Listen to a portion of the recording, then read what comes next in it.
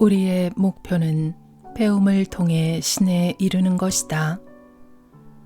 우리는 지구에 와 있는 동안 여러 성장 단계를 거치고 경험한다. 아기에서 어린이로, 어린이에서 어른으로, 그리고 마지막에는 어른에서 노인이 된다. 그 다음에는 육신을 벗어던지고 영적인 세계로 나아간다. 노인이 되어 성장을 멈추는 게 아니라 다음 단계로 넘어가 계속 성장하는 것이다. 우리는 영적인 세계에서도 여러 단계를 거치며 끊임없이 성장한다. 지구를 떠나 영적인 세계에 도착한 영혼은 여러모로 지친 상태다. 그래서 지친 영혼을 다시 충전시키고 배움의 시간을 가진 다음 다시 결정의 단계를 거쳐야 한다. 언제, 어디로, 어떠한 목적으로 이승으로 돌아갈지 계획을 세우고 결정하는 것이다. 영적 세계에 좀 더 머무르며 그곳에서 나름대로의 진로를 따라 성장하고 싶어 하는 영혼도 있다. 육신이라는 것은 이승에 와 있는 동안 잠시 빌려 입는 의복일 뿐이다. 하지만 영혼은 죽지 않는 불사의 존재다. 우리의 삶은 아무런 계획도 없이 만들어진 임의의 사건과 행동의 산물이 아니라 세상에 와서 필요한 것을 배우고 진화할 수 있는 기회를 얻도록 신중하고 지혜롭게 설계된 것이다. 우리는 태어나기 전에 먼저 부모가 될 사람을 선택한다. 대다수의 경우 현생의 부모는 전생에서도 우리와 인연을 맺은 영혼이다. 우리는 아동에서 청소년, 성인으로 성장하는 과정에서 다양한 것을 배운다. 육체만 성장하는 것이 아니라 정신도 진화를 거듭한다. 그리고 육신이 죽음을 맞이한 후에는 육신에서 빠져나온 영혼이 더 높은 차원으로 이동하여 계속해서 공부에 매진한다. 4, 5세계에 도착한 영혼은 방금 떠나온 이승의 삶을 돌아보고 이 과정을 통해 삶의 교훈을 배우고 다음번 생을 준비한다. 육신의 죽음으로 배움이 끝나는 게 아니라는 얘기다. 육신으로부터 빠져나온 영혼은 여러 단계의 의식을 경험한다. 이 중에서도 가장 중요한 단계는 지난 삶을 점검하는 단계다. 이 과정을 통해 지난 삶에서 경험했던 모든 일과 인간관계를 처음부터 다시 점검하는 시간을 갖는다. 살아가면서 도움을 받거나 상처를 준 사람들, 내가 사랑하고 또 증오했던 사람들, 그리고 나에게서 긍정적으로나 부정적으로 영향을 받은 사람들이 느꼈을 기분을 상대방의 입장에서 직접 체험하는 것이다. 우리는 이 과정을 통해 나와 관계를 맺었던 사람들이 느낀 감정을 생생하게 체험하게 된다. 육신을 가진 존재로 지구에서 살아가는 동안 내가 어떤 일들을 했는지 즉각적으로 배우고 느낄 수 있는 매우 효과적인 방법이라고 할 수 있다. 우리는 인간관계를 통해 배운다. 따라서 우리가 이승에서 타인에게 어떤 영향을 주면서 살아왔는지를 직접적으로 이해하는 것이 무엇보다 중요하다.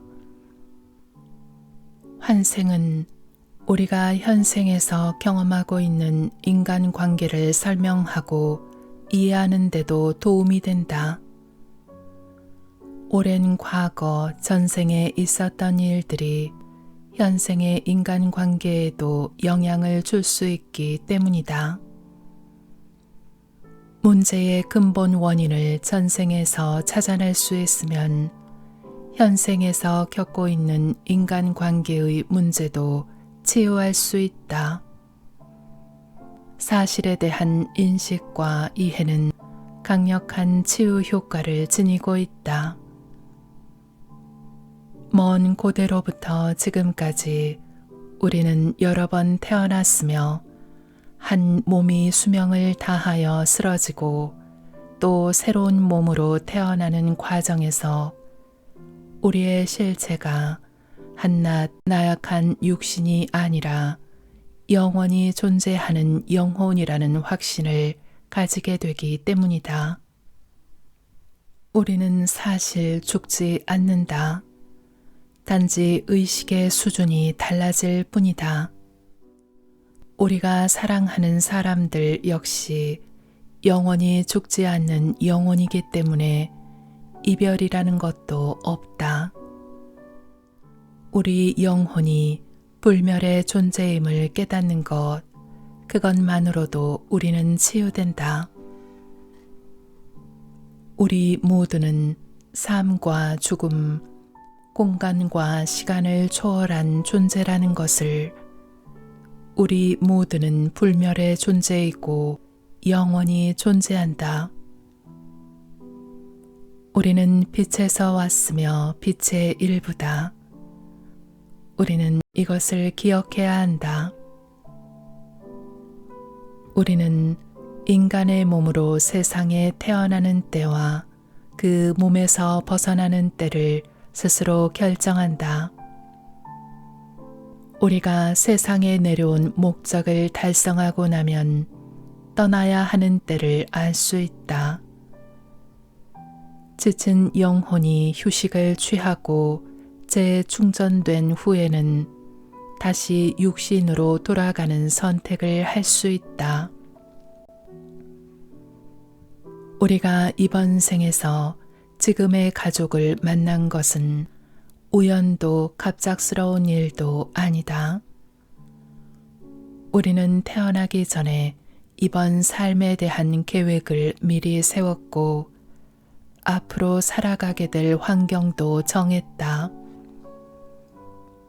우리는 인간의 몸으로 세상을 살아가는 동안 우리를 지도하고 보호해주는 영적 존재의 도움을 받아 다음번 삶을 계획한다.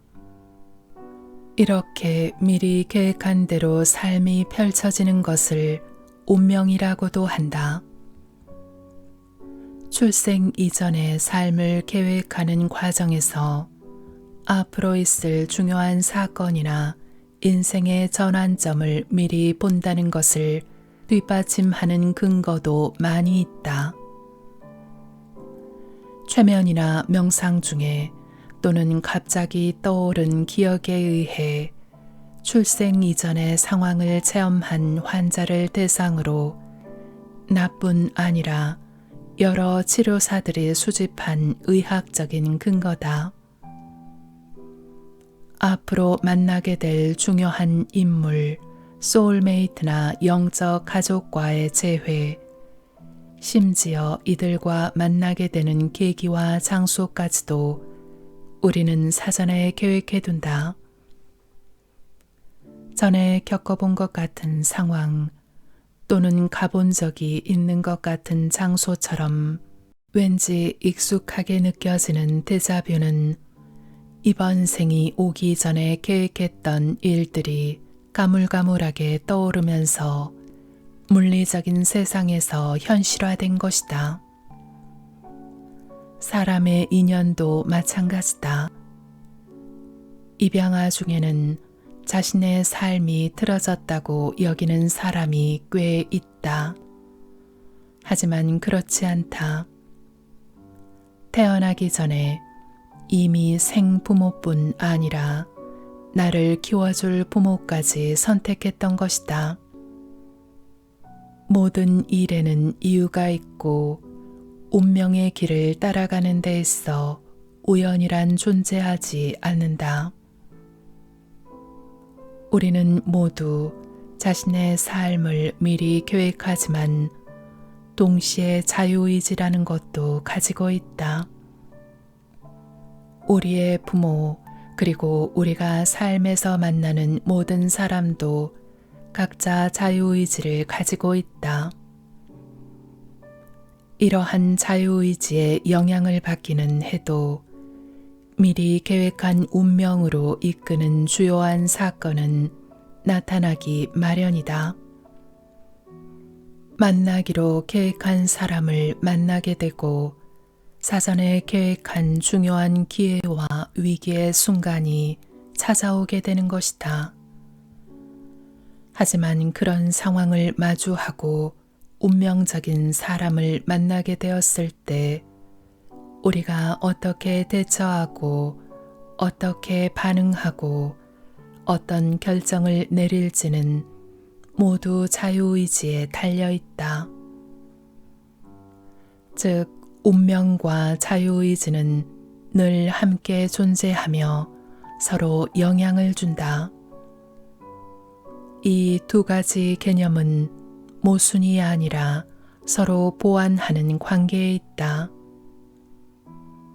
필자가 최면요법으로 치료한 환자들을 통해 확인한 바에 따르면 영혼은 임신이 이루어질 무렵에 자신이 다음번 생을 살게 될 몸을 예약하는 것으로 보인다.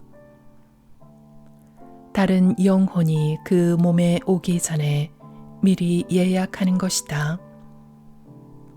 하지만 태어나기 전까지는 몸과 영혼의 완전한 합일이 이루어지지 않는다. 그 시기에는 영혼이 태아에 머무를 수도 있고 잠시 빠져나올 수도 있으며 가끔은 이승의 저편에서 경험한 일을 기억하기도 한다. 태아는 또한 자신의 주변 환경이나 어머니 몸에 밖에서 일어나는 일들까지도 인지한다. 영혼은 결코 상처를 입지 않는다. 유산이나 낙태가 된다 해도 영혼은 상처를 입지 않는다. 성공적으로 태어나지 못할 경우 그 영혼이 같은 부모의 다음번 아기로 태어나는 경우도 종종 있다. 우리는 지구라는 학교에서 뭔가를 배우기 위해 잠시 이곳에 온 신성한 존재이고 자신이 배워야 할 것을 정해 스스로 수업 시간표를 짠 학생들이라 할 수 있다. 우리는 빛에서 왔으며 동시에 빛의 일부이기도 하다. 그리고 우리는 우리가 생각하는 것보다 훨씬 지혜로운 존재다. 우리 모두는 이것을 꼭 기억해야만 한다. 우리 모두는 갚아야 할 빚을 안고 있다. 이번 생에서 그 빚을 다 갚지 못하면 다음 생에서 갚아야 한다. 그래야만 균형을 찾을 수 있다. 우리는 빚을 갚아나가면서 성장한다. 다른 이보다 빠르게 성장하는 영혼들도 있다. 어떤 이유로든 빚을 갚을 수 없게 되면 이승저편에 있는 기억의 차원으로 돌아가 내가 빚을 진 영혼이 찾아올 때까지 기다려야 한다. 그리고 두 영혼이 함께 육신으로 돌아갈 준비가 되었을 때 다시 세상으로 오게 된다. 하지만 세상으로 돌아가는 때와 빚을 갚는 방법은 각자 스스로 결정하는 것이다. 다른 영혼들과 맺은 모든 계약을 이행하고 다른 영혼들에게 진 모든 빚을 갚기 위해 우리는 여러 차례의 삶을 살게 될 수 있다. 이승저편에 있는 여러 차원들에 대한 지식은 아직 많이 접하지 못했지만 갚아야 할 빚과 관련된 차원은 카르마의 개념과 관련이 있는 것으로 보인다. 카르마는 삶의 교훈을 배우고 사랑과 용서를 실천할 수 있는 기회라 할 수 있다. 카르마는 또한 속죄하고 과거의 일을 잊고 새로 출발하고 과거에 우리가 해를 입혔거나 상처를 주었던 사람들에게 용서를 구할 수 있는 기회이기도 하다. 카르마는 동양에 한정된 개념이 아니다. 전 세계 모든 종교에 등장하는 보편적인 개념이다. 성경에서는 이를 뿌린 대로 거둔다고 표현하고 있다. 우리의 모든 생각과 행동은 필연적인 결과를 가져오게 되어 있다. 우리의 행동에 대한 책임은 우리에게 있는 것이다. 다음 생에서 특정 인종 또는 종교인으로 환생하는 가장 확실한 방법은 그 인종이나 종교에 대해 편견을 갖는 것이다. 특정 집단을 증오하면 다음번 생에서 그 집단으로 환생하는 특급 열차를 타는 것이나 마찬가지다. 때로는 자신이 가장 증오했던 대상으로 태어남으로써 사랑하는 법을 배우기도 하기 때문이다. 카르마는 영혼에게 벌을 주기 위해서가 아니라 교훈을 주기 위해 존재하는 것임을 기억해야 한다. 우리 부모님이나 살아가면서 만나게 되는 사람들 모두 자유의지를 갖고 있다. 그들은 우리에게 사랑을 베풀며 도움을 줄 수도 있고 반대로 우리를 증오하고 해를 입힐 수도 있다. 그들의 선택은 우리의 업이 아니다. 그들 역시 자유의지로 사랑과 증오를 선택하는 과정에서 배우고 있는 것이다. 보다 빨리 영적으로 성장하기 위해 또는 어려운 삶을 사는 타인에게 도움을 주고 삶의 방향을 제시하고 양분을 제공하겠다는 사랑의 발로로 스스로 어려운 삶을 선택하는 영혼들도 있다. 어려운 삶은 벌이 아니라 성장할 수 있는 기회라는 얘기다. 환생하면서 우리는 여러 인종과 종교, 성별, 생활 수준을 경험한다. 삶의 다양한 측면을 배우기 위해 모든 상황을 겪어보는 것이다. 카르마는 궁극의 정의다. 우리가 삶을 통해 배우는 과정에서 대충 넘어가는 과목은 없다. 하지만 은총, 은혜와 사랑은 카르마마저도 초월할 수 있다. 은총은 우리가 삶에서 겪는 어려움과 고통을 완화시키기 위해 하늘에서 내미는 손길, 말하자면 신성한 개입이라 할 수 있다.